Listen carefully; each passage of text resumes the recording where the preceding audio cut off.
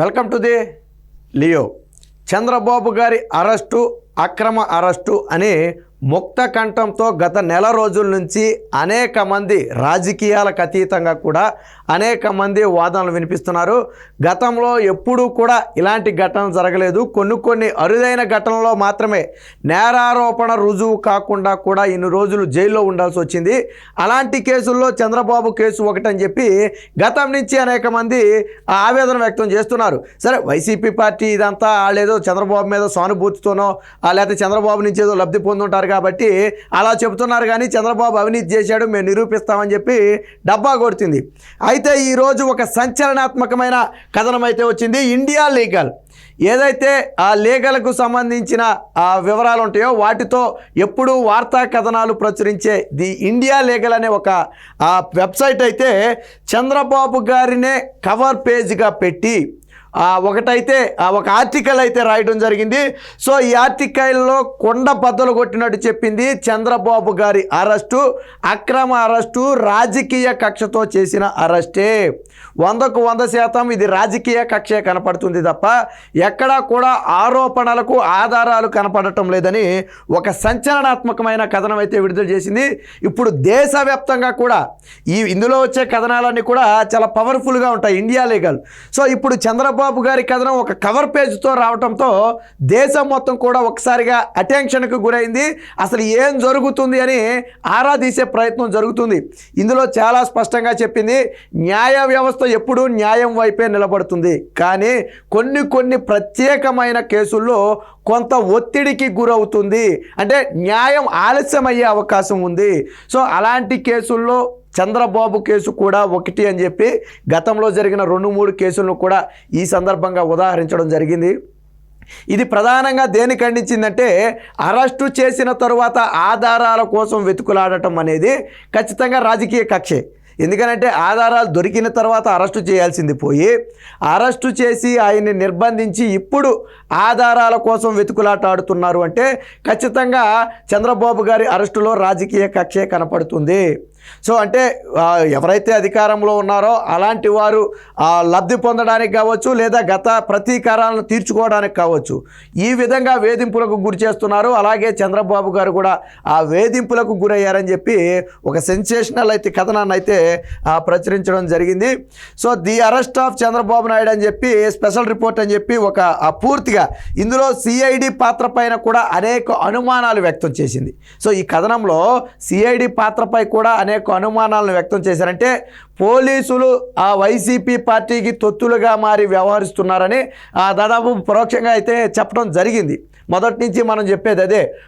జగన్మోహన్ రెడ్డి ఏం చెప్పాడు మొన్న సభలో, అసలు నాకు సంబంధం లేదు, నేను ఇక్కడ లేనప్పుడు ఆయన్ని అరెస్ట్ చేశారని చెప్పాడు.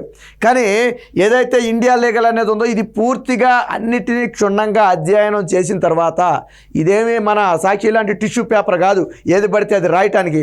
ఇందులో రాసే ప్రతి కథనం కూడా ఒక సెన్సేషనల్ అవుతుంది. సో అంటే అది పూర్తి వివరాలు దాదాపు నెల రోజుల పాటు చంద్రబాబు కేసును స్టడీ చేసి, అంటే అరెస్టు దగ్గర నుంచి స్టడీ చేసి ఏదైతే కోర్టుల్లో వాదనలు జరుగుతున్నాయో వాదనలన్నింటినీ పరిగణలోకి తీసుకుని అప్పుడు రాసిన కథనం ఇది. సో అది చాలా స్పష్టంగా చెప్పింది, ఆధారాలు లేవు ఎక్కడ.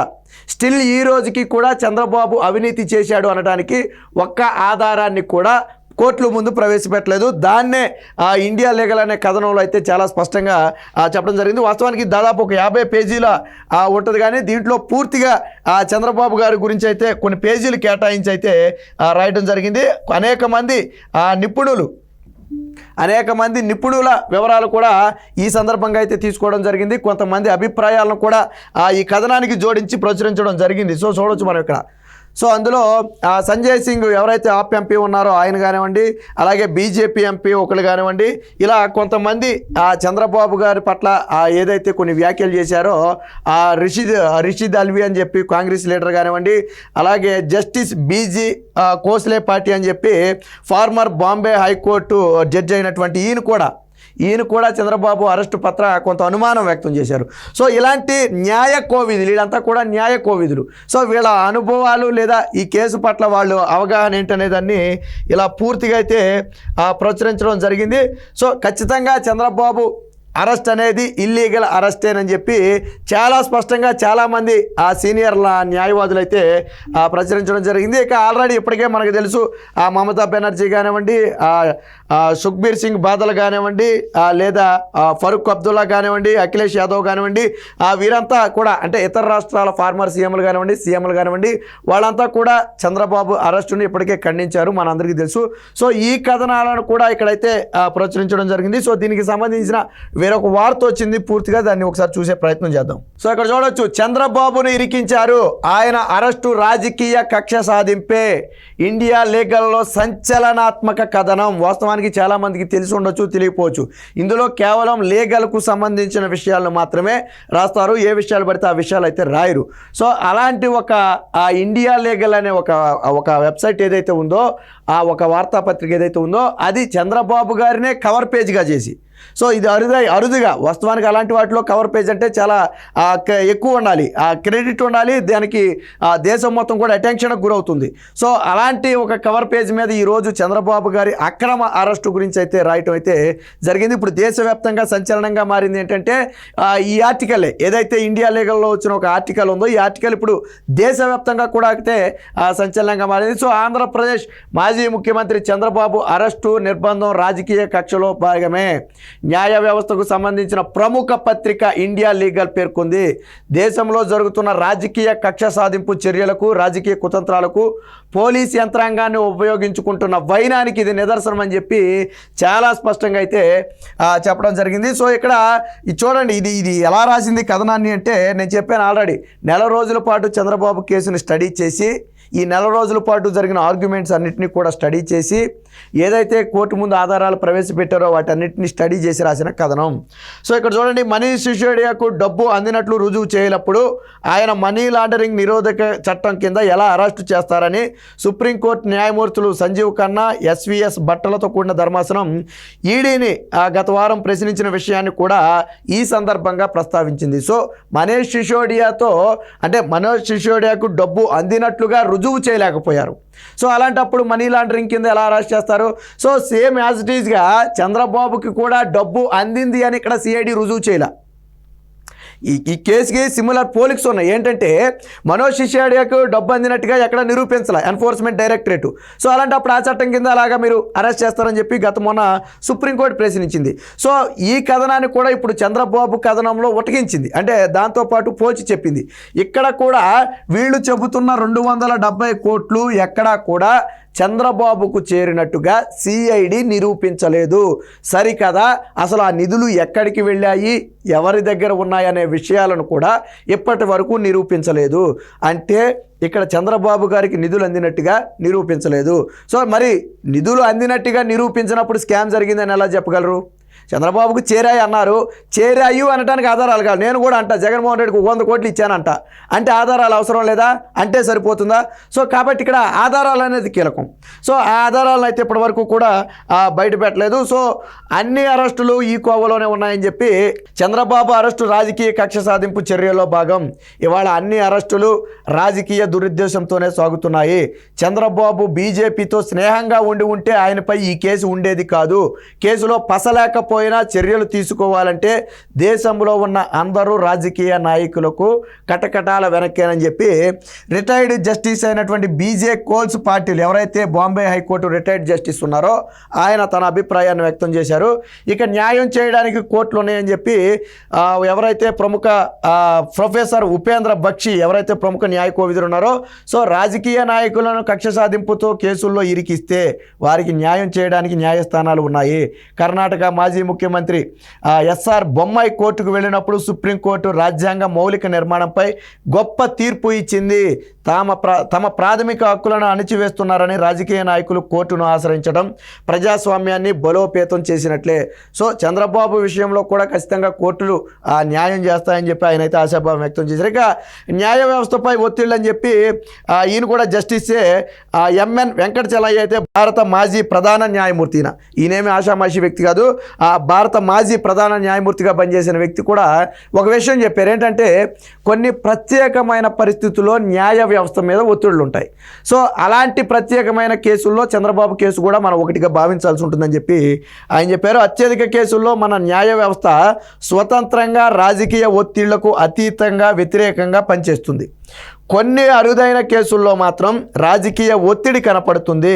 కేసులు పెట్టడం ద్వారా రాజకీయ కక్షలను తీర్చుకోవడం అత్యంత తీవ్రమైన పరిణామం అని చెప్పి చెప్పడం అయితే జరిగింది. ఇక ఏకే జైన్ యూపీ మాజీ డీజీపీ అయినటువంటి ఏకే జైన్ కూడా ప్రకాష్ సింగ్ మార్గదర్శకాలు పాటించాలని, ప్రకాష్ సింగ్ మార్గదర్శకాలు అనుసరించాలని, న్యాయ వ్యవస్థలాగా పోలీసులు కూడా స్వతంత్రంగా వ్యవహరించినప్పుడే రాజకీయ ఒత్తిళ్లు నివారించగలుగుతామని, బెయిల్ ఇచ్చేటప్పుడు వ్యక్తి స్వేచ్ఛకు అత్యధిక ప్రాధాన్యత ఇవ్వాలని సుప్రీంకోర్టు అనేక సార్లు చెప్పిందని, చంద్రబాబుకు ఇదే వర్తిస్తుందని చెప్పి చెప్పడం జరిగింది. సో అంటే దేశంలో ఉన్న అనేక మంది ప్రముఖులు, న్యాయ కోవిదులందరూ కూడా చంద్రబాబు అరెస్టునైతే ఖండిస్తున్నారు.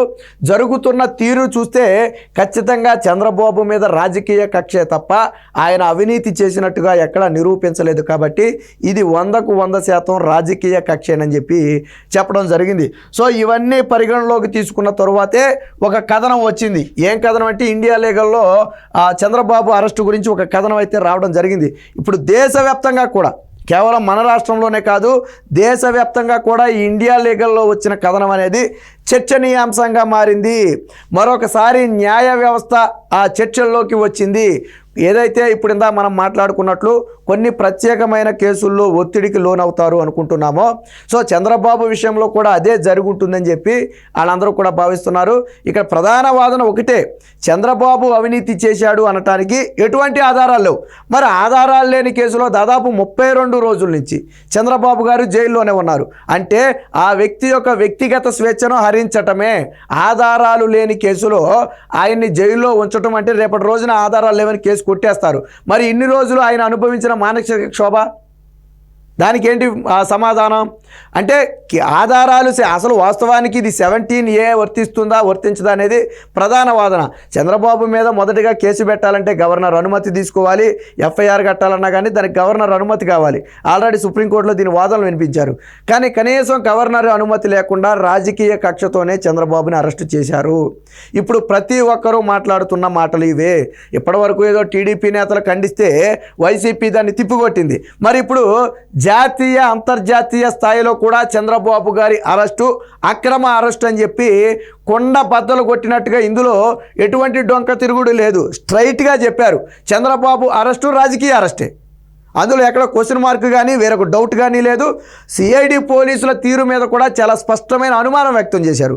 అనుమానం అంటే ఇండైరెక్ట్గా ఏంటంటే జగన్మోహన్ రెడ్డికి పోలీసులు తొత్తులుగా పనిచేసి చంద్రబాబుని అక్రమంగా అరెస్టు చేశారు. సో ఇది ప్రధానంగా ఈరోజు నడుస్తున్న చర్చ. ఏది ఏమైనా ఇండియా లీగల్ అనే ఒక వెబ్సైట్లో వచ్చిన కథనం ఏదైతే ఉందో, చంద్రబాబు గారి అరెస్టు అక్రమ అరెస్టు అంటూ ఒక కథనం వచ్చిందో, ఈ కథనం ఈరోజు దేశవ్యాప్తంగా కూడా సంచలనంగా మారింది. మరి ఎప్పటికైనా చంద్రబాబు అవినీతి చేశాడని చాలామంది భావిస్తూ ఉండుండొచ్చు. బట్ ఈ కథనాన్ని చూసాకైనా మీ అందరిలో కనువిప్పు రావాలి. ఎందుకనంటే మనం ఇక్కడ రాజకీయాల కోసం కొట్లాడుకుంటున్నాం, కానీ ఇక్కడ వ్యక్తిగత స్వేచ్ఛ కూడా హరించబడుతుంది. చంద్రబాబు గారి అరెస్టు అంటే ఆధారాలు లేకుండా ఇప్పుడు ఏ నేరం చేయని నన్ను తీసుకెళ్ళి ఒక 20 రోజులు నెల రోజుల్లో జైల్లో పెట్టడం అంటే నా వ్యక్తిగత స్వేచ్ఛను హరించడమే. సో చంద్రబాబు విషయంలో జరిగింది కూడా అదే. సో ఇది రాజకీయ ప్రతీకారాలకు తెరతీస్తుంది. ఇలాగే మునుముందు కూడా జరిగితే మరిన్ని రాజకీయ ప్రతీకార అరెస్టులు జరిగే అవకాశం ఉంది. కాబట్టి ఎప్పటికైనా ఆ ప్రజలందరూ కూడా కళ్ళు తెరవాలి. ఇది ఖచ్చితంగా రాజకీయంగా చంద్రబాబుని ఇరకాటంలో పెట్టడానికి లేదా చంద్రబాబు మీద అవినీతి ముద్ర వేయడానికి జగన్మోహన్ రెడ్డి చేసిన అరెస్టు తప్ప ఇందులో ఎటువంటి వాస్తవం లేదు.